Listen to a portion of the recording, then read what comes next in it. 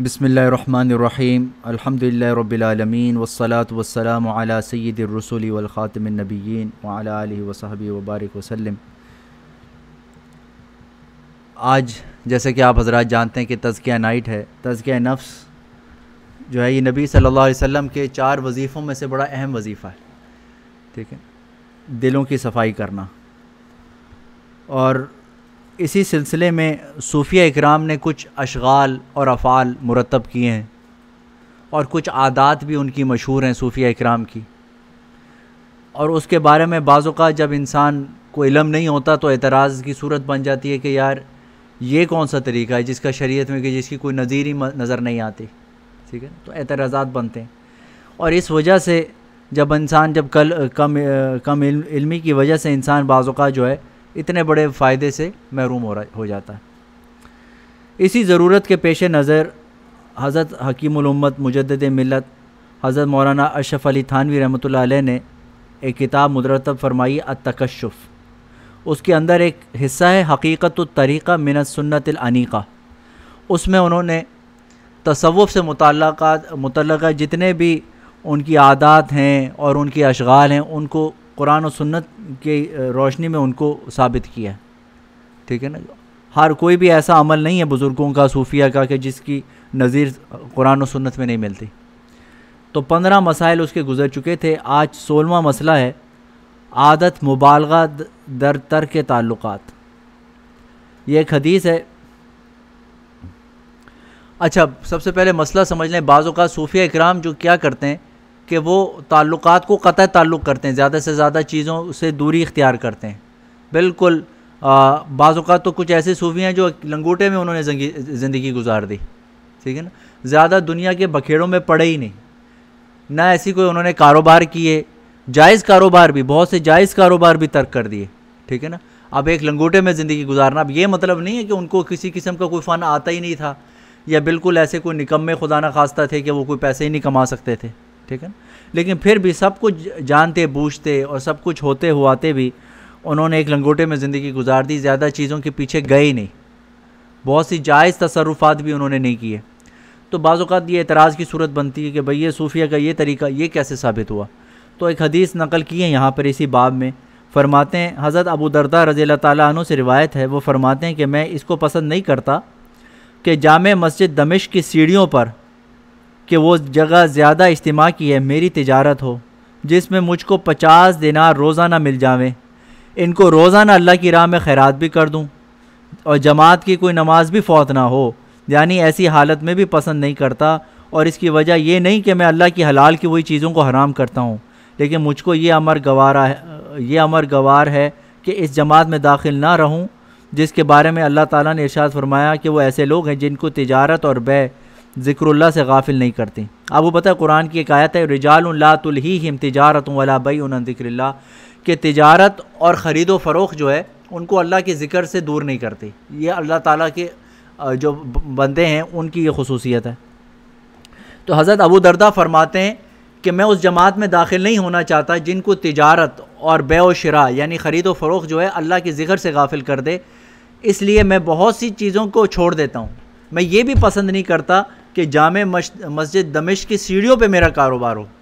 مسجد کی سیڑھیوں پہ کاروبار ہونے کا مطلب یہ ہے کہ آپ سے خرید و فروخت کرنے والے بالکل نمازی پرہیزگار لوگ ہوں گے، ایسا بھی نہیں ہوگا کہ جہاں بد نظری ہو، ایسا بھی نہیں ہوگا کہ جہاں دھوکہ دینا ہو، ٹھیک ہے نا۔ اور مسجد کی سیڑھیوں پہ وہی ایسی طرح کا مال متاع بکے گا کہ جو جائز بھی ہو، کوئی ظاہر شراب تو وہاں نہیں بکے گی، تمباکو وہاں نہیں بکے گا، بہت سی ایسی چیزیں جو مکروہ ہیں یا حرام ہے وہ وہاں نہیں بکنے والی، ٹھیک ہے نا۔ تو بالکل صاف ستھری تجارت ہوگی اور حلال پیسہ ہوگا۔ اور مسجد کی سیڑھیوں پہ کرنے کا مقصد یہ ہے کہ 5 وقت کی اذان بھی کانوں میں آئے گی، اور پھر جب کاروبار وہ جب نماز کھڑی ہوئی آپ نے یہ بند کیا، اندر چلے گئے مسجد میں، ٹھیک ہے نا، اور فرشتوں کا بھی حصار رہے گا، برکتیں بھی نازل ہوتی رہیں گی۔ کہتے ہیں میں پھر بھی یہ نہیں چاہتا کہ روز کے جب 50 روپے ملیں اپنی ذات میں نہ لگاؤں، وہ بھی اللہ کے راستے میں خیرات کر دوں، میں یہ بھی نہیں کرنا چاہتا۔ اس لیے نہیں کہ میں اللہ کی حلال کی ہوئی چیزوں کو حرام کرتا ہوں، بلکہ مجھ کو یہ امر ناگوار ہے کہ اس جماعت میں داخل نہ ہو جاؤں جس کے بارے میں اللہ تعالیٰ نے ارشاد فرمایا کہ وہ ایسے لوگ ہیں جن کو تجارت اور بیع ذکر اللہ سے غافل نہیں کرتی۔ ہاں تو حلال کو حرام نہیں کرنا چاہتا، بلکہ میں ذرا سا بھی یہ شائبہ نہیں رکھنا چاہتا. تو بعض اوقات یہ کیفیت بھی صوفیہ اکرام پہ بعض اوقات غالب ہو جاتی ہے. اور یہ مسئلہ یاد رکھیے، ایسی جو کیفیات ہوتی ہیں یہ محمود تو ہوتی ہیں، یہ پسندیدہ تو ہوتی ہیں، لیکن قابل تقلید نہیں ہوتی. ٹھیک ہے نا. بعض اوقات ایسی کیفیت کسی پہ غالب ہے کہ یار اس نے ساری چیزیں ترک کر کے بیٹھا ہوا ہے. ٹھیک ہے نا. نہ کماتا دماتا ہے، کچھ بھی نہیں کرتا، بس لنگوٹے میں زندگی گزارتا ہے. تو یہ چیزیں قابل اعتراض نہیں ہوتی، ان پہ آپ اعتراض نہیں کر سکتے. یہ اور ان کی کیفیات جو ہیں قابل یہ محمود تو ہوتی ہیں، یعنی کہ اچھی ہوتی ہیں، لیکن قابل تقلید نہیں ہوتی. یہ شریعت نہیں کہتی آپ بھی وہی چیز فالو کریں، لیکن اگر کوئی کر رہا ہے تو آپ اس پہ اعتراض نہیں کر سکتے. وہ بھی اس کی بھی دلیل جو ہے وہ قرآن و سنت سے ہوتی ہے. اس حدیث میں جیسے کہ حضرت ابو درداء کی حدیث ہے، اس سے ثابت ہو گیا. تو اکثر اصحاب طریقت نے اپنے لیے تکثیر تعلقات کو پسند نہیں کیا، گو وہ تعلقات مباح ہی کیوں نہ ہوں. مباح کا مطلب یہ ہے کہ وہ جائز ہی کیوں نہ ہو، پھر بھی وہ زیادہ تعلقات انہوں نے نہیں قائم کیے. اس لیے متوکلانہ آزادانہ زندگی بسر فرمائی. حتیٰ کہ حضرت مرشدی علیہ رحمہ نے ایک دیندار دولت مند کو جو ہندوستان سے ہجرت مکہ معظمہ کا ارادہ رکھتے تھے تحریر فرمایا کہ ریاست سے مکہ میں صرف اسی قدر آمدنی منگوانے کا انتظام کرنا جتنا تمہارے مصارف ضروریہ کے لیے کافی ہو جاوے. خیرات کے لیے اپنے پاس مت منگانا، جس کی خدمت کرنا وہاں ریاست سے متعلق کر دینا، تاکہ یہاں رہنے کی حالت میں قلب کو غیر اللہ کا اتنا تعلق بھی نہ رہے. اب یہ کس کا قصہ ہے؟ یہ حاجی امداد اللہ مہاجر مکی رحمۃ اللہ علیہ کا. حاجی صاحب جو ہیں وہ ہمارے سلسلے کے سرخیل ہیں، اور تمام پاک و ہند میں جتنے بھی سلسلے ہیں تصوف کے وہ حاجی صاحب کے تھرو ہی چلتے ہیں. حاجی صاحب سے جدا کوئی بھی نہیں ہے، اتنے بڑے آدمی ہیں. تو آپ کے پاس کوئی شخص آنا چاہ رہا تھا، آپ نے مکہ مکرمہ میں ہجرت کر لی تھی، آپ مکہ مکرمہ میں رہتے تھے، تو ایک بندہ ہندوستان سے آپ کی خدمت میں آنا چاہتا تھا. تو وہ بڑا مالدار آدمی ہوگا ہندوستان میں. آپ نے فرمایا اتنا مال لے کے آنا جتنی تمہاری ضرورت کے لیے ہو، ایکسٹرا نہیں لانا، یعنی کہ صدقے کی نیت سے بھی نہیں لانا. صدقہ بھی کرنا ہو تو انڈیا سے ہی کرو جتنا صدقہ کرنا ہے. کیوں؟ کہتے ہیں تاکہ قلب کو غیر اللہ کا اتنا تعلق بھی نہ رہے، یعنی غیر اللہ سے آپ کا دل اتنا بھی نہ متعلق رہے. سو اہل ظاہر اول خود اس درجہ تقلیل تعلقات مباحہ کو رہبانیت کہتے ہیں، پھر خصوصاً جو مضمون حضرت مرشدی کے ارشاد میں ہے ظاہراً یہ تعلق عبادت ہے، اس کے قطع کو خدا جانے کیا کہیں گے. اچھا، راز اس میں یہی ہے کہ ان تعلقات سے غلبہ دوام حضور میں خلل آتا ہے. ایک چیز ہوتی ہے حضوری کا مقام، ایک خاص مقام ہوتا ہے مراقبے کا، اور ایک خاص کیفیت کا، دل کا ایک خاص مقام ہوتا ہے جس میں حضوری کا مقام کہتے ہیں کہ ان کو نبی صلی اللہ علیہ وسلم کی حضوری حاصل ہے یا اللہ سبحانہ و تعالیٰ کی حضوری حاصل ہے. تو وہ ایک خاص حضوری کا مقام ہوتا ہے. یہ تبھی ہوتا ہے جب دل کو اور کوئی تشویش لاحق نہ ہو. ٹھیک ہے نا. آپ بھی کوئی تصور باندھیں تو آپ کا تصور تبھی ٹوٹے گا نا کہ آپ کو فکر ہوگی یار ایسا تو نہیں آدھا گھنٹہ گزر گیا، یار میں نے سونا بھی ہے، اور یار میں نے صبح جاب پہ بھی جانا ہے، اور یار یہ بھی کرنا ہے وہ بھی کرنا ہے. کسی قسم کی بھی تشویش ہوگی تبھی تو دل پریشان ہوگا. آپ کسی چیز کا تصور نہیں باندھ سکتے. تو کہتے ہیں کہ وہ غلبہ دوام حضوری میں خلل آتا ہے، اس لیے ایسے کرنے سے منع فرماتے ہیں. عادت امساک تبرکات شیوخ، بزرگوں کے تبرکات کو رکھنا. بعض اوقات یہ ایسے ہوتا ہے کہ بزرگوں کے تبرکات رکھ لیے جاتے ہیں. تو لوگ بعض اوقات کرتے ہیں کہ اگر ان کے پیر صاحب گھر پہ آئیں تو جو تولیہ پیش کیا جاتا ہے ہاتھ پہنچنے کے لیے، پھر وہ مرید جو ہے وہ اس کو لپیٹ کے رکھ دیتا ہے، پھر اس کو استعمال نہیں کرتا. ٹھیک ہے نا. اگر بزرگ کی پلیٹ ہو وہ سنبھال کے رکھ لیتا ہے. بزرگ کی کوئی چیز ہو، اگر وہ عطر کی شیشی دے دیں تو عطر کی شیشی استعمال نہیں کرتا، سنبھال کے رکھ لیتا ہے. اپنے پیر کی نشانی سنبھال کے رکھ لیتا ہے. تو اس کی بھی کیا قرآن و سنت میں اس کی بھی کوئی نظیر موجود ہے؟ تو فرماتے ہیں ایک حدیث ہے حضرت جابر رضی اللہ عنہ سے، ایک طویل حدیث میں جس میں شطر فروخت کرنے کا قصہ مذکور ہے. مروی ہے کہ جب میں مدینہ طیبہ پہنچا تو حضور صلی اللہ علیہ وسلم نے حضرت بلال رضی اللہ عنہ سے ارشاد فرمایا کہ ان کو یعنی جابر کو ایک اوقیہ سونا دے دو اور اوپر سے کچھ اور دے دو. پس انہوں نے مجھ کو ایک قرات زیادہ دے دیا، ایک وزن زیادہ سونا دے دیا. میں نے دل میں کہا کہ یہ زیادہ تو جو رسول صلی اللہ علیہ وسلم نے دیا ہے یہ میری جان سے علیحدہ نہ ہوگا، یعنی اس کو اہتمام اور حفاظت سے رکھوں گا. پس وہ میری تھیلی میں موجود رہی یہاں تک کہ اس کو اہل شام نے واقع حرہ میں لے لیا. اکثر اہل محبت کی عادت ہے کہ اپنے بزرگوں کی چیزیں برکت یا یادگار کے لیے نہایت اہتمام و ذوق و شوق سے رکھتے ہیں۔ اس حدیث میں اس کی اصل صراحتاً موجود ہے۔ تو حدیث واضح ہے کہ نبی صلی اللہ علیہ وسلم حضرت جابر ابن عبداللہ رضی اللہ عنہ سے خریدنے آئے۔ اب یہ شطر کیا چیز ہوتی ہے، کوئی پھل ہوتا ہے یا کیا چیز ہوتی ہے؟ یہ شطر خریدا اور حضرت بلال رضی اللہ عنہ سے کہا کہ آپ ان کو پیمنٹ کر دیں، ایکسٹرا سونا دے دیں۔ تو انہوں نے ایک قرات سونا ایکسٹرا دے دیا۔ تو جتنے سونے جو سونا قیمت میں دیا وہ تو قیمت میں دیا، جو ایکسٹرا دیا وہ حضرت جابر رضی اللہ تعالیٰ عنہ نے سنبھال لیا۔ ٹھیک ہے، صحابی رسول ہیں، نبی صلی اللہ علیہ وسلم کا دیا ہوا تبرک جو ہے وہ سنبھال لیا۔ تو کہتے ہیں کہ یہی تو ہے پیر و مرشد کی، بعض اوقات کوئی شخص جو ہے چیز سنبھال لیتا ہے اور اس کو اپنے وہ اس کی محبت کے لیے، اس کی یادگار کے لیے، اس کی برکت کے لیے چیزیں سنبھالنا، یہ اس سے اس کی نظیر ملتی ہے۔ عادت ترک نکاح بمصلحت، کسی مصلحت کی بنا پر نکاح نہ کرنا۔ بعض اوقات ایسے صوفیہ اکرام بھی ہیں جنہوں نے کسی مصلحت کی وجہ سے نکاح نہیں کیا، ٹھیک ہے نا، اس کی کیا حدیث ہے؟ حضرت عوف ابن مالک اشجعی رضی اللہ عنہ سے روایت ہے، ارشاد فرمایا رسول اللہ صلی اللہ علیہ وسلم نے، میں اور وہ عورت جس کے رخساروں کی رونق محنت اور مشقت سے جاتی رہتی ہے، مثل ان دو انگلیوں کے یعنی سبابہ اور وسطیٰ کے قریب ہوں گے قیامت کے روز۔ یعنی وہ عورت جو اپنے شوہر سے بیوہ ہو گئی اور شان و صورت والی ہے اور اپنے آپ کو یتیم بچوں کی پرورش کے لیے نکاح سے باز رکھا یہاں تک کہ وہ بڑے ہو کر الگ ہو گئے یا مر گئے۔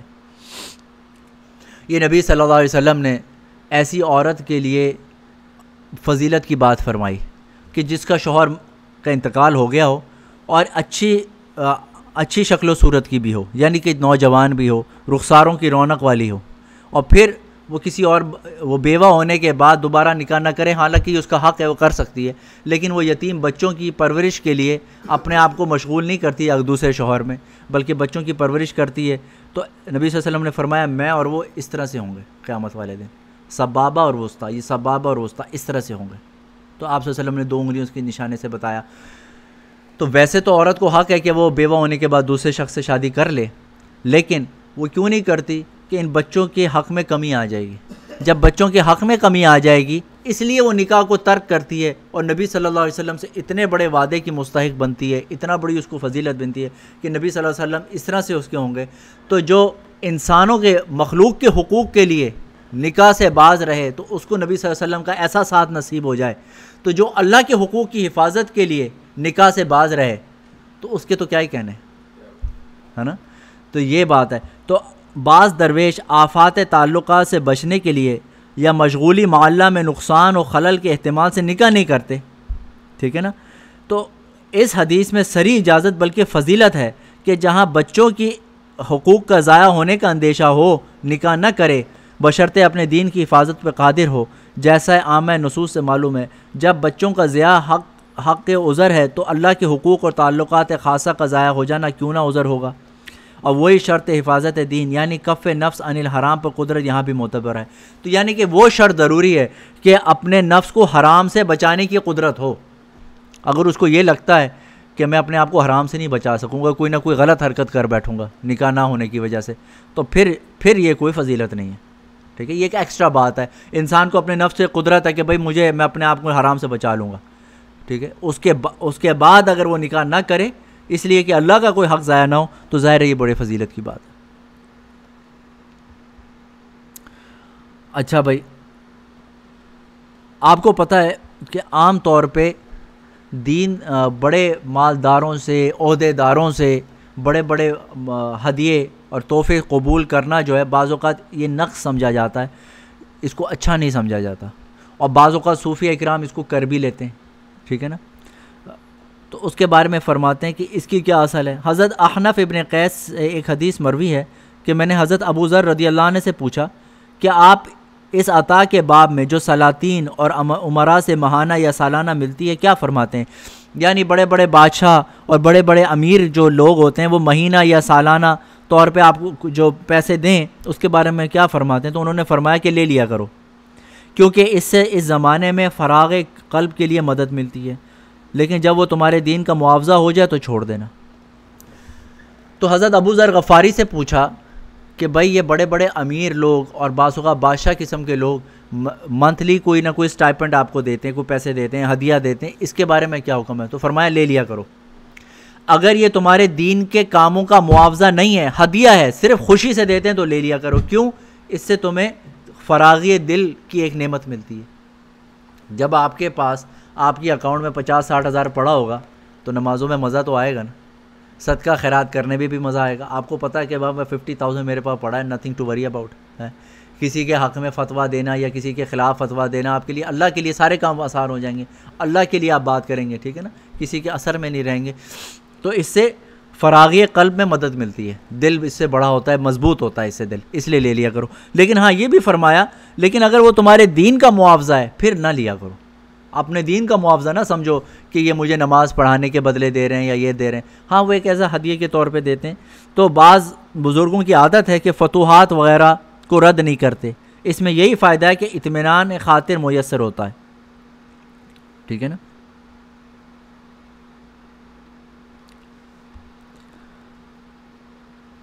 عادت مغالبہ در تقلیل متاع.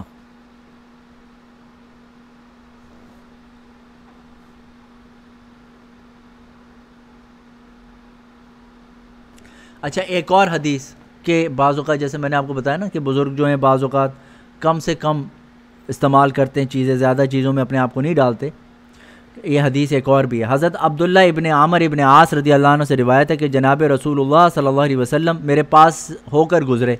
میں ایک پھوس کی دیوار کو لیپ رہا تھا. آپ صلی اللہ علیہ وسلم نے فرمایا اے عبداللہ یہ کیا ہے؟ میں نے عرض کیا حضرت یہ دیوار ہے، اس کو درست کر رہا ہوں. آپ صلی اللہ علیہ وسلم نے ارشاد فرمایا موت کا قصہ اس سے بھی بے تکلف آ جانے والا ہے، اور ایک روایت میں ہے کہ میں موت کے قصے کو اس سے بھی جلد تر آنے والا دیکھتا ہوں.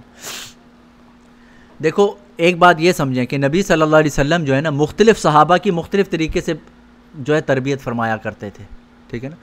عبداللہ ابن عامر ابن عاص یہ نبی صلی اللہ علیہ وسلم کے بڑے قریبی صحابی ہیں. ان کے شایان شان نبی صلی اللہ علیہ وسلم نے یہ سمجھا کہ آپ کو اتنی معمولی سی چیزوں میں بھی اپنے ٹائم کو ضائع نہیں کرنا چاہیے، ٹھیک ہے نا. اب یہ جیسے حدیث میں آیا کہ حضرت عبداللہ بن ابن عاص جو ہیں یہ کہتے ہیں میں اپنی دیوار کو لیپ رہا تھا، سیدھا کر رہا تھا. حضور صلی اللہ علیہ وسلم قریب سے گزرے، انہوں نے فرمایا بھائی آپ کیا کر رہے ہیں؟ انہوں نے کہا یہ دیوار کو سیدھا کر رہا ہوں، گر جائے گی. آپ نے فرمایا موت اس سے زیادہ قریب ہے، وہ اچانک اس سے بھی زیادہ اچانک آ جائے گی، آپ اس کی فکر کیجئے، ٹھیک ہے نا. یعنی کہ یہ ایسی فکر ہے کہ یہ آپ کی شایان شان نہیں ہے. یہ مطلب نہیں ہے کہ گھر کی دیوار کا صحیح کرنا یا رینوویشن کرنا یہ حرام نہیں ہے، لیکن ان کی شایان شان بھی نہیں ہے. اب مثال کے طور پہ ایک بادشاہ آدمی ہو، ٹھیک ہے نا، اب وہ جا کے جو ہے نا وہ سائیکل کا پنچر لگائے تو لوگ کیا کہیں گے کہ بادشاہ سلامت یہ آپ کا کام نہیں ہے، آپ اور دیکھیے، آپ ریاست کے اور معاملات کو دیکھیے، یہ چھوڑیے پنچر ہم لگا دیں گے، ٹھیک ہے نا.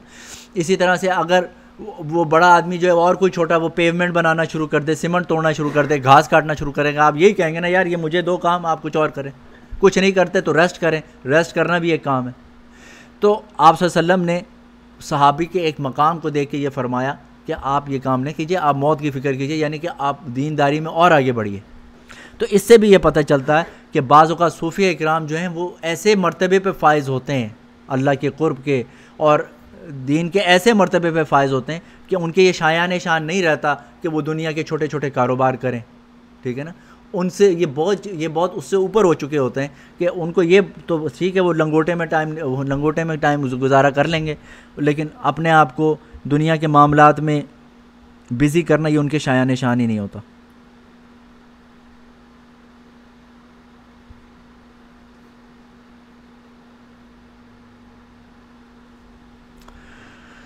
میرا خیال ہے یہاں تک کافی ہے یہ. تو اس طرح سے کچھ ایک مسائل جو ہے نا ہم ہر دفعہ کر لیتے ہیں.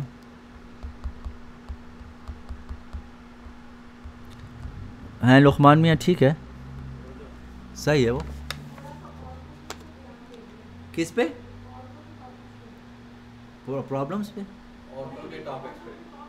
اچھا اچھا ٹھیک.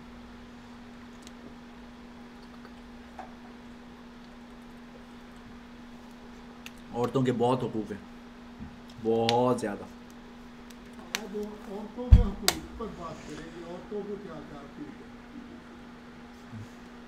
آپ نے دینے، پھر میں اس لیے نہیں کرتا، آپ مصیبت میں پڑ جائیں گے، آپ سے دیے نہیں جاتے پھر.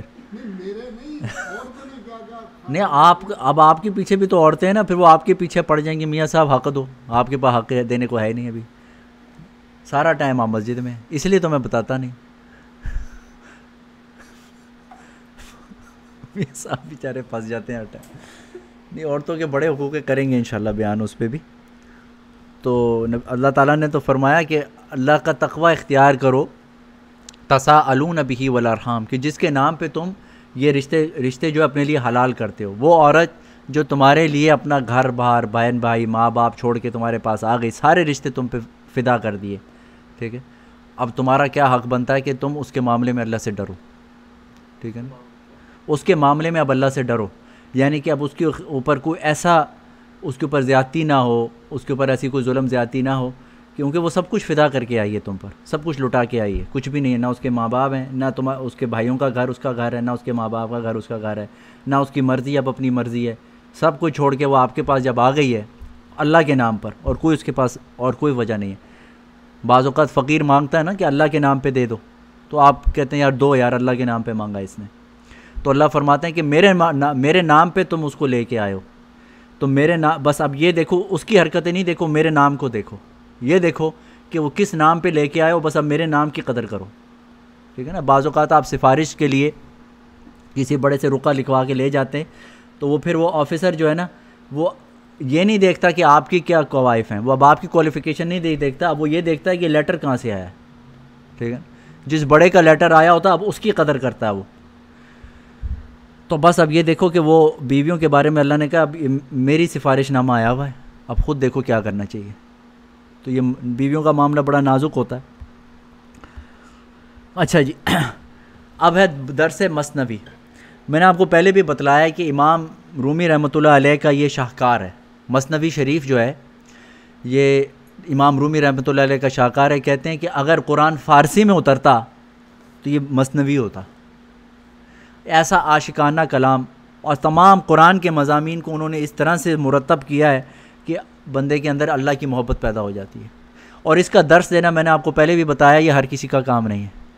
اس لیے یہ درس مثنوی یہ ہم بھی جو ہے یہ پڑھتے ہیں. یہ درس مثنوی جو ہے یہ کن کا ہے؟ حکیم محمد اختر صاحب، حضرت مولانا حکیم محمد اختر صاحب وہ رحمۃ اللہ علیہ، ان کا ہے، جو کراچی کے بڑے بزرگ تھے. اور عبد الغنی پھلپوری رحمۃ اللہ علیہ کے جو ہے وہ مریدین، ان کے مریدوں میں سے تھے. تو بڑے آدمی ہیں، اور اللہ تعالیٰ نے ان کو اپنی محبت کا ایک خاص ملکہ اور خاص مزاج عطا فرمایا تھا. اللہ کی محبت کا ایک خاص مزاج تھا ان کا. ان کی مجلسوں میں بیٹھ کے خام خواہ اللہ کی ایک خاص محبت، لگاؤ پیدا ہونے لگتا تھا. یہ جو بھی ان کی مجلسوں میں گیا اس نے یہ چیز محسوس کی ہے. اب آپ خود بھی دیکھ لیں گے کہ ان کی کتابوں میں بھی اسی قسم کا رنگ ہے. اب 97 کا درس ہے یہ. ارشاد فرمایا نفس کا مزاج اپنی فطرت کے حساب سے فرعونیت ہے. یہ جو ہے نا اس کا ٹاپک یہ ہے کہ نفس کا مزاج فطرت کے حساب سے فرعون جیسا مزاج ہے. فرعون کا کیا مزاج تھا اب سمجھیں گے. نفس فرعون است ہے سیرش مکن تانا یاوش. اچھا یہ فارسی مجھے چونکہ نہیں آتی تو میں خام خواہ فارسی کی ٹانگ بھی نہیں توڑنی چاہیے. نفس اپنے امارہ بالسوء ہونے کی وجہ سے فرعون خصلت ہے، لہٰذا اس کو زیادہ سیر مت کرو. یہ دو خوراک سے موٹا ہوتا ہے. نفس جو ہے دو قسم کی خوراکوں سے موٹا ہوتا ہے. ایک تو اس کو غذا بہت زیادہ مت دو. اتنا زیادہ گھوڑے کو کھلانا کہ جس سے سوار کو ہی گرا دے، یہ نادانی ہے. گھوڑا آپ اس لیے رکھتے ہیں آپ اس کے اوپر سواری کریں گے، لیکن آپ گھوڑے کو اتنا کھانا کھلائیں کہ وہ آپ کو سواری نہ کرنے دے، آپ کو اٹھا کے وہ پھینکے، تو یہ تو بیوقوفی ہے نا. تو کہتے ہیں بس اتنا کھلاؤ کہ وہ قابو میں تو رہے. نفس کو اتنا زیادہ مت کھلاؤ پلاؤ کہ جس سے تم اس پر کنٹرول اور قابو نہ کر سکو. اور دوسری خوراک اس کو گناہ سے ملتی ہے. جسمانی غذا سے تو اتنا زیادہ مزہ نہیں آتا جتنا گناہ کرنے سے آتا ہے. ہر گناہ کے بعد اس کی طاقت گناہ کے مزاج میں شدت پیدا ہو جاتی ہے. شیطان تو یہ پٹی پڑھاتا ہے کہ جی بھر کے خوب گناہ کر لو، پھر ہمیشہ کے لیے متقی بن جاؤ. شیطان آپ کو یہ کہے گا یار بس گناہ دبا کے کر لو ایک دفعہ نا، رج کے 1-2 سال ہم کر لیں گے، تو جب میں ہو جاؤں گا 30 کا پھر سارے گناہ چھوڑ دوں گا. پھر وہ 30 میں بھی نہیں ہوتا، پھر کہتا ہے جب میں 40 کا ہو جاؤں گا نا پھر سارے گناہ چھوڑ دوں. بھائی یہ 10 ایئرس کا میرے ونڈو ہے، یا 2 سال 5 سال ایک بنائی ہوتی ہے بندے نے دماغ میں. تو گناہوں سے پیٹ بھر جائے گا مگر نفس کا پیٹ گناہوں سے نہیں بھرتا. گناہ کے تقاضوں میں اور شدت آتی ہے، کیونکہ گناہ نفس کی غذا ہے، اپنی غذا پا کر یہ تگڑا ہوتا ہے۔ اس لیے مولانا رومی فرماتے ہیں نفس کو سیر مت کرو ورنہ اس کو پرانا پاپ یاد آنے لگے گا، جس طرح فرعون کو اپنا پرانا کفر یاد آ گیا تھا۔ جب موسیٰ علیہ السلام نے فرعون کو دعوت اسلام دی تو اس کا قفل کفر ٹوٹنے لگا اور وہ کچھ اسلام کی طرف مائل ہوا، لیکن کمبخت اس کے وزیر حامان بے ایمان نے مشورہ کیا تو حامان نے اپنا سر پیٹ لیا۔ اور مولانا روم فرماتے ہیں کہ اس بے ایمان نے فرعون سے کہا اگر تم اسلام لاتے ہو تو پہلے مجھے قتل کرو، کیونکہ میں یہ نہیں دیکھ سکتا آسمان اور زمین ایک ہو جائیں، خدا بندہ ایک ہو جائے۔ حامان نے فرعون کے نفس کو حب جاہ کی غذا دی، جس سے فرعون کا نفس پھول کر کپا ہو گیا اور وہ پہلے ہی طغیان اور سرکشی اور تکبر میں مبتلا تھا۔ حضرت موسیٰ علیہ السلام کی دعوت اسلام سے اس کے نفس کی گرفت کچھ ڈھیلی ہوئی تھی کہ حب جاہ کی غذا ملتے ہی اس کا نفس پھر شیر ہو گیا۔ اس نے اپنا پرانا کفر یاد کیا جس نے اس کو برباد کر دیا۔ اس لیے مولانا فرماتے ہیں نفس فرعون ہے، اس کو گناہوں کی غذا سے سیر مت کرو۔ فرعون کو جاہ نے مار دیا۔ اگر تم نے حسینوں کو دیکھا تو نفس کو باہ کی غذا مل جائے گی اور گناہوں میں مبتلا ہو کر ہلاک ہو جاؤ گے، کیونکہ نفس گناہوں سے سیر نہیں ہوتا۔ نفس جو ہے وہ گناہوں سے کبھی بھی اس کا پیٹ بھرنے والا نہیں ہے۔ آپ یہ سوچیں یار نفس کو 1 سال 2 سال گناہ کر لیں تو بس پھر، یا آج ایک اور کر لیتے ہیں، بس ایک مووی اور دیکھ لیتے ہیں پھر نہیں دیکھیں گے، ایسے نہیں ہوتا، یہ کبھی بھی پیٹ نہیں بھرنے والا۔ اس لیے جب اللہ سبحانہ و تعالیٰ قیامت کے دن جہنم سے فرمائیں گے کہ تیرا پیٹ بھر گیا، حلم تلاتی، تو جہنم کہے گی حل من مزید۔ تو کہتے ہیں کہ مثال دے رہے ہیں جہنم کی، کہتے ہیں کہ قیامت والے دن جہنم میں اللہ تعالیٰ بہت سارے لوگوں کو ڈال دیں گے، ٹھیک ہے نا، تو اللہ تعالیٰ کہیں گے تیرا پیٹ بھر گیا، کیا کہ نہیں اور ہے تو لے کے آؤ۔ تو اللہ میاں ابھی تو پیٹ نہیں بھرا، مجھے اور مال چاہیے۔ تو مولانا روم فرماتے ہیں کہ جو مزاج جہنم کا ہے وہی نفس کا ہے۔ جیسے جہنم ہے اس کا پیٹ نہیں بھرے گا، نفس کا پیٹ بھی نہیں بھرنے والا۔ گناہ سبب ہے جہنم کا، اور سبب اور مسبب کا مزاج ایک ہوتا ہے، ٹھیک ہے نا۔ گناہ جو ہے وہ جہنم میں لے کے جاتی ہے، تو جو جہنم کے مزاج ہے وہی گناہوں کا مزاج ہے، ٹھیک ہے نا۔ جیسے جہنم کا پیٹ نہیں بھرنا، یہ نفس کا پیٹ بھی نہیں بھرنا۔ لہٰذا جیسے جہنم کا پیٹ گناہ گاروں سے نہیں بھرتا تو نفس کا پیٹ بھی گناہوں سے نہیں بھرتا۔ نفس 1 لاکھ گناہ کر کے بھی کہے گا حل من مزید، اور ہے تو لاؤ۔ یہاں تک کہ ساری دنیا کے حسینوں کو اگر کوئی دکھا دے اور صرف ایک حسین باقی رہ جائے تو حکیم الامت کا ارشاد ہے کہ بد نظری والے کے کان میں بس اتنا کہہ دو ساری دنیا کے حسین میں نے تم کو دکھا دیا، بس ایک باقی ہے، تو نفس فوراً کہے گا وہ بھی دکھاؤ، ٹھیک ہے نا۔ ابھی تو یہ ہے نا، آپ کو ابھی اس لیے صبر نہیں آتا کیونکہ آپ کو پتہ ہے بہت سی ایسی حسینہ ہیں جن کو ابھی ہم نے نہیں دیکھا، اس لیے آپ کا دماغ نہیں بھرتا ہے نا۔ تو وہ فرماتے ہیں اگر آپ کو یہ کہہ دے کوئی نفس، یہ بتائے کہ جتنے دنیا کے حسین ہیں میں نے آپ کو دکھا دیا، بس اس سے اوپر حسین ہے نہیں، سارے باقی بجنگ پھرتے ہیں اور پاگل ہیں، سارے اتنے دیکھنے میں گندے ہیں، صرف حسین جو ہے نا بس یہ ہیں، یہ 200-400 ہیں، یہ بس یہی ہیں۔ اور نفس کان میں ہلکے سے کہہ دے اس کے علاوہ بس ایک اور ہے، تو آپ کہیں گے اچھا اس کو بھی پھر دکھاؤ، یہ 400 کافی نہیں ہے، تو آپ کا پیٹ نہیں بھرنے والا، پیٹ بھرے گا ہی نہیں۔ تو کہتے ہیں کہ یہ ہے نفس کا مزاج، بس ایک باقی ہے تو نفس کہے گا اچھا وہ بھی دکھاؤ، یہ ہے نفس کا مزاج۔ اس کا علاج وہی ہوگا جو جہنم کا ہوگا، جو ہیڈ آفس کا علاج ہے وہی برانچ کا بھی علاج ہے۔ تو جب جہنم کہے گی حل من مزید، اے اللہ میرا پیٹ نہیں بھرا، تو گناہ گار سب ختم ہو جائیں گے، تو اللہ کسی بے گناہ کو تو جہنم میں ڈالیں گے نہیں، اپنا قدم رکھ دیں گے۔ فَيَضَعُ قَدَمَهُ، جب اللہ اپنا قدم رکھیں گے تو جہنم کہے گی قط قط قط قط، پیٹ بھر گیا، ٹھیک ہے نا۔ تو جہنم کہے گی اور گناہ گار ڈالو، وہ کہ اللہ کہیں گے بس اور نہیں ہے، تو اللہ تعالیٰ اپنا قدم مبارک رکھیں گے۔ تو علامہ قسطلانی رحمۃ اللہ علیہ شرح بخاری میں لکھتے ہیں کہ اللہ تو جسم سے پاک ہیں تو وہ قدم کیسے رکھیں گے؟ تو فرمایا قدم سے مراد اللہ کی خاص تجلی ہے، خاص نور ہے۔ اب مولانا فرماتے ہیں گناہوں کے تقاضوں کی آگ کا علاج گناہوں کا ارتکاب نہیں، نار شہوت کا علاج شہوت کو پورا کرنا نہیں، گناہ کرنے کے خبیث ذوق کا علاج گناہ کرتے رہنا نہیں۔ یاد رکھو کتنے لوگ گناہ کرتے کرتے مر گئے لیکن گناہ کا تقاضا ختم نہیں ہوا، اسی نافرمانی کی حالت میں بری موت مرے۔ لہٰذا گناہوں سے بچنے کا علاج اللہ سے تعلق ہے، اللہ کے نور اور تجلی کو دل میں لاؤ، لہٰذا اللہ کا ذکر کرو، اللہ والوں کے پاس رہو۔ جب قلب میں نور آ جائے گا تو نفس کا پیٹ بھر جائے گا، پھر گناہ کرنے کو دل ہی نہیں چاہے گا۔ اگر چاہے گا تو لگام کی بہت معمولی اور ہلکی سی جنبش سے نفس کو مہذب گھوڑا رک جائے گا، بس دل میں اللہ کا نور آ جائے گا، تب شہوت کی آگ بجھے گی۔ دیکھا کتنی اہم بات ہے. ہم یہ سوچتے ہیں گناہ کرنے کا علاج یہ ہے کہ گناہ اور کرو, 10 گناہ کر لو تو یہ خواہش پوری ہو جائے گی. نہیں, آپ آج گناہ کر کے سوئے, اگلے دن پھر وہیں سے شروع, یار اب پھر شروع کر دو, آج پھر کر کے سوئے, کل سے پھر وہیں سے شروع, تو ختم ہونے والا نہیں. اچھا, اور یہ حکیم اختر صاحب رحمۃ اللہ علیہ کا نے سب سے بڑا مرض آج کے زمانے کا پکڑ لیا تھا کہ وہ بد نظری کرنا.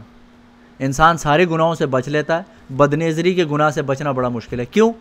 کیونکہ اس میں پکڑ بھی تو نہیں ہے. کالا چشمہ لگا لیا, اب جدھر مرضی دیکھو.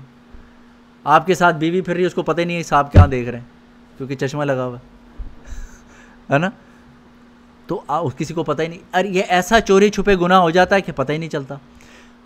آپ چوری نہیں کریں گے, ٹھیک ہے بھائی, یہ قابو کرنا بھی آسان ہے. جھوٹ بولنا, یہ چلو جھوٹ بولنے سے بھی آپ قابو کر لیں گے, سب کچھ قابو کر لے گا. لیکن بد نظری کا جو گناہ ہے نا, یہ بہت بڑا گناہ ہے, اور اس سے بچنا بھی بڑا مشکل ہے. اور اس سے بچنا یہ اللہ کی رحمت سے. تو بندہ اسی کو انہوں نے اسی کی اگزامپل اس لیے دیتے ہیں کیونکہ یہ کرنا بھی بہت زیادہ, اور جو اس پہ قابو پا لے اس کے لیے سارے گناہ سے بچنا آسان ہو جاتا ہے. جھوٹ بولنا, غیبت کرنا, یہ چھوٹے, اس کے آگے تو چھوٹے ہو جاتے ہیں.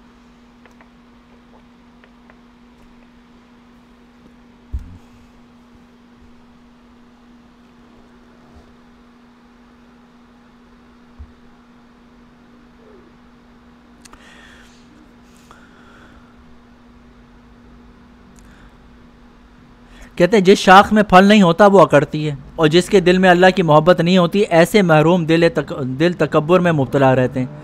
اور جن کے قلب کو اللہ اپنی محبت کا پھل عطا کرتا ہے اس میں تواضع آتی ہے. اور جب دل میں اللہ کا نور آ جائے تو ایک دم جنت محسوس کرو گے. جب خالق جنت کو پا جاؤ گے تو جنت کیا چیز ہے اس کے سامنے. کہتے ہیں کہ جنت تو مر کے ملے گی, لیکن دنیا میں خالق جنت کو پالو گے دل میں. تو حضرت کا اپنا شعر ہے, فرمایا مانا کہ میرے میر گلشن جنت تو دور ہے, عارف ہے دل میں خالق جنت لیے ہوئے. تو کہتے ہیں کہ میر ان کے خادم تھے, ان کے بارے میں فرماتے ہیں کہ جنت تو مانا کہ بہت دور ہے, لیکن جو عارف ہے, جو عارف باللہ ہے, جو اللہ کا جو خاص ولی ہے, وہ تو خالق جنت کو دل میں لیا ہوا ہے. تو اس کا تو کیا مقام ہے. اگرچہ جنت ابھی ادھار ہے,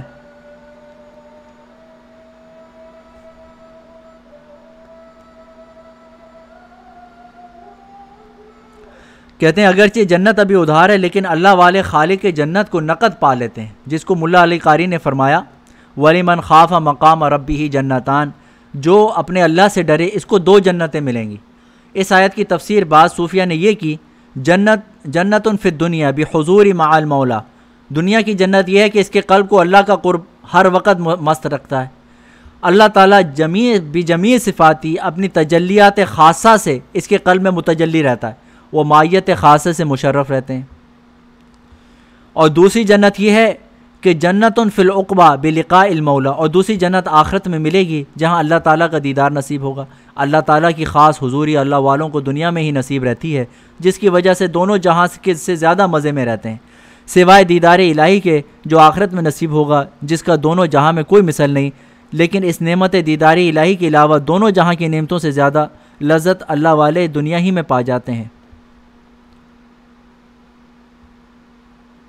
فرماتے ہیں کہ دونوں جہاں کی لذت تو اللہ ہی نے پیدا کیا, تو خالق لذات 2 جہاں جس کے دل میں اپنی تجلیات خاصہ سے متجلی ہوگا, اس کے دل کا عالم کیا ہوگا, سارا عالم اس کو نہیں سمجھ سکتا.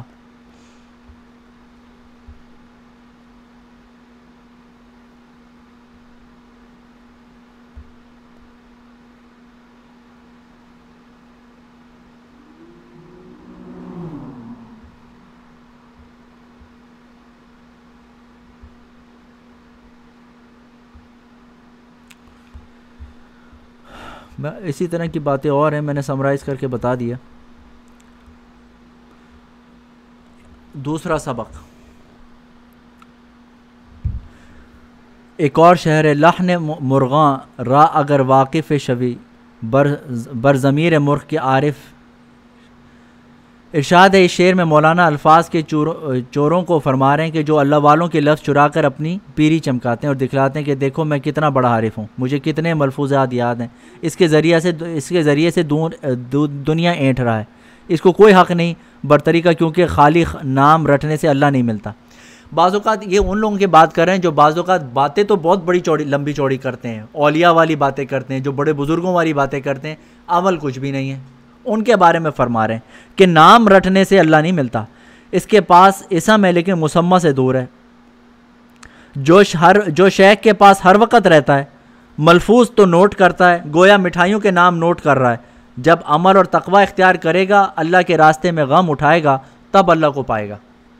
تو اللہ کو پانے کے لیے اللہ کے راستے کے غم اٹھانے پڑیں گے. یاد رکھو، کسی کا ساتھ رہنا دلیل نہیں کہ یہ شخص ولی اللہ بھی ہو گیا، اور اپنے شیخ کے الفاظ نقل کرنے سے بھی ولایت ثابت نہیں ہوتی. بندہ بڑے شیخ کامل کے ساتھ، پیر کامل کے ساتھ وقت گزارتا ہے، یہ کوئی دلیل نہیں کہ وہ خود بھی ولی کامل ہے. بڑی بڑی باتیں کر لیتا ہے، جیسے اس کا پیر و مرشد باتیں کرتا ہے، خود بھی ویسے لمبے چوڑے قضیے پڑھتا ہے، یہ بھی کوئی دلیل نہیں. ولایت کا مدار تقوی پر ہے. جو شخص تقوی اختیار نہیں کرتا، حرام لذت جس قلب میں درآمد ہوگی وہ قلب تجلیات الہی سے متجلی نہیں ہو سکتا. فسق اور ولایت جمع نہیں ہوتے. تو گناہ بھی کرے اور ولایت کا نور بھی ہو، ایسا نہیں ہوتا. جو متقی نہیں ہوتا اسے ولی نہیں کہتے. مولانا رومی فرماتے ہیں، دیکھو، شیخ کے الفاظ نوٹ کرنے سے یا پڑھ لینے سے یا نقل کرنے سے ثابت نہیں ہوتا کہ تم صاحب نسبت ہو گئے. اب دلیل کیسی پیش کرتے ہیں؟ تو یہ امام رومی کی دلیل ہے. لحن مرغاں را اگر واقف شوی، اگر تم نے مرغان چمن اور پرندوں کی آواز کی نقل بھی کر لی، بھئی یہ مرغے اور مختلف پرندے جو آواز نکالتے ہیں خوبصورت، لیکن اس مرغ کے دل میں جو مضمون ہے، اس کی معرفت تم کو کہاں سے حاصل ہوگی؟ مرغ کے ضمیر اور اس کے قلب میں جو مفہوم ہے، اس کو تم نہیں سمجھ سکتے. کہتے ہیں کہ مرغ کی نقل تو تم کر لو گے کہ مرغ کیا کی آواز کوکڑو کر رہا ہے، لیکن اس کے اندر کیا مضامین بیان کر رہا ہے یہ تو تمہیں نہیں پتہ چلے گا. ٹھیک ہے نا؟ اگر بلبل کی سیٹی اور آواز تم نے مشق کر بھی لی، بلبل کی طرح تم بھی آوازیں نکالنے لگ گئے، تو ویسی سیٹی مارنے لگے جیسے بلبل کی ہوتی ہے، لیکن تمہیں کیا پتہ کہ بلبل پھول سے کیا گفتگو کر رہا ہے؟ تمہیں کیا پتہ بلبل نے بولا کیا؟ وہ مضامین کہاں سے لاؤ گے؟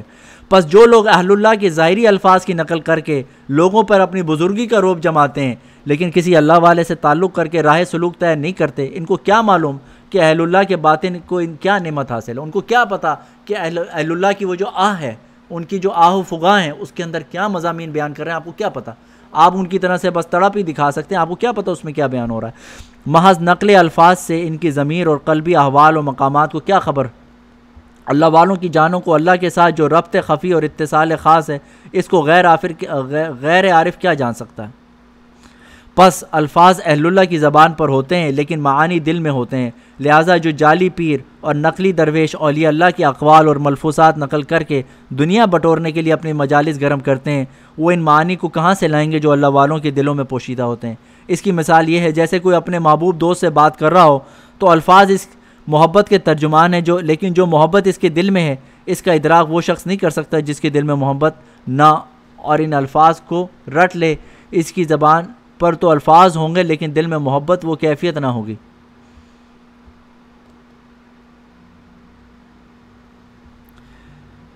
لہٰذا دنیا دار کمینے اور نقلی فقیروں کی طرح اہل اللہ کے حروف و الفاظ چرا کر مخلوق کو اپنا گرویدہ نہ بناؤ، بلکہ اولیاء اللہ کی صحبت میں جا کر دل میں وہ محبت حاصل کرو جو ان اولیاء کے دلوں میں ہے.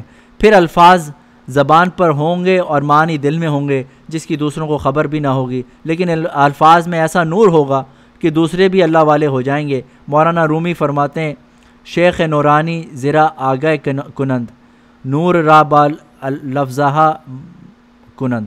اللہ والے صاحب نور ہوتے ہیں. حضور صلی اللہ علیہ وسلم کی نقش قدم کی اتباع کی برکت سے ان کا دل نورانی ہو جاتا ہے.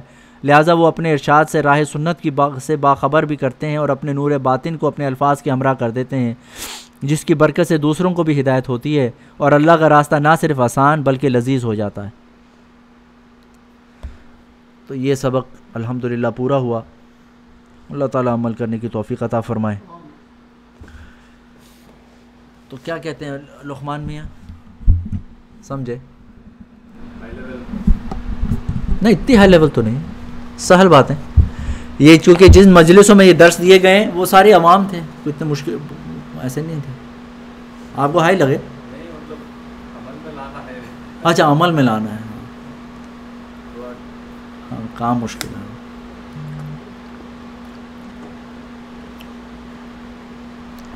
دو باتیں فرمائی ہیں. کہ گناہ چھوڑنے کے لیے جو ہے نا مجاہدہ کرنا پڑتا ہے، ایسے نہیں چھوٹیں گے. یہ سوچو کہ یہ دل کو تسکین ہو جائے کہ گناہ کر کر کے ایسے نہیں ہوگا، چھوڑنا پڑے گا، چھوڑنے میں تکلیف بھی ہوگی.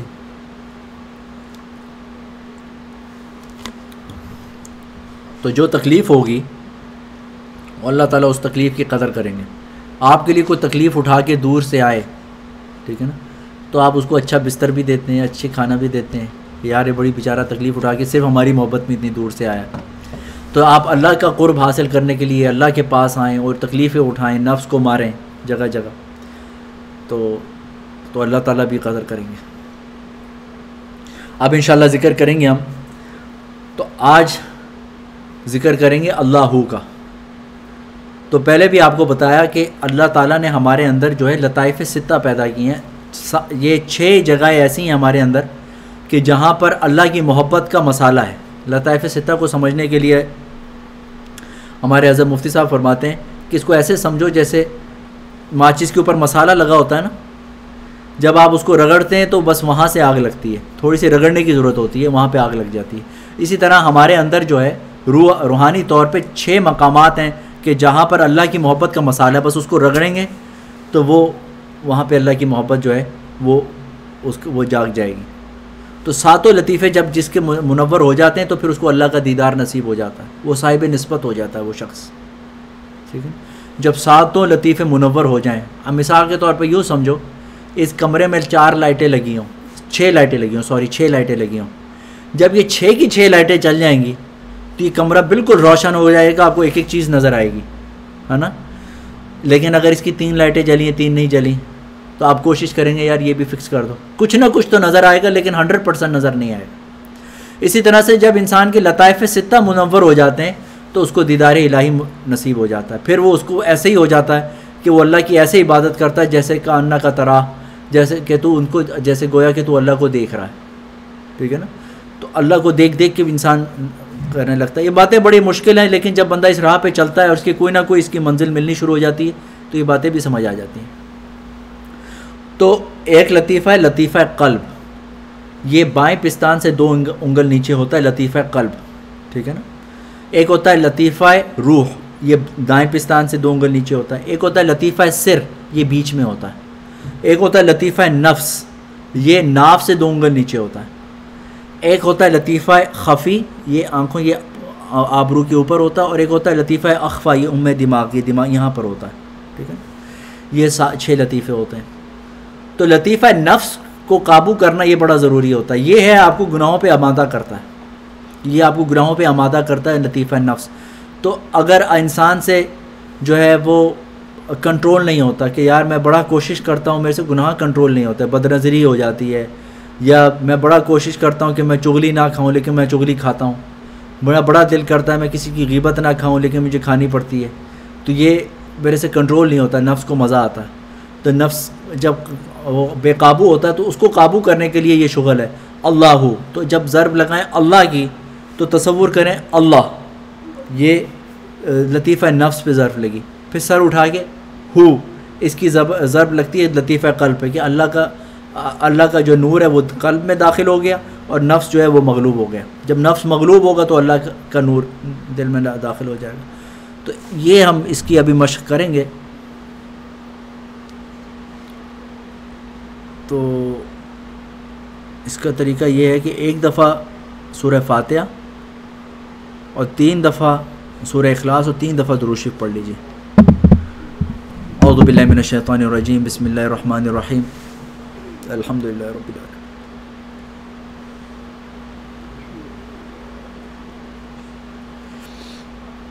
قل هو اللہ احد اللہ الصمد.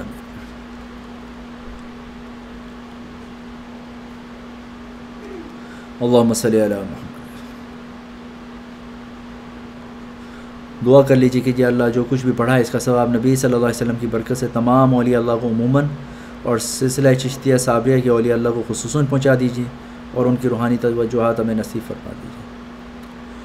اللہ ہو اللہ ہو اللہ ہو اللہ ہو اللہ ہو اللہ ہو اللہ ہو اللہ ہو اللہ ہو اللہ ہو اللہ ہو اللہ ہو اللہ ہو اللہ ہو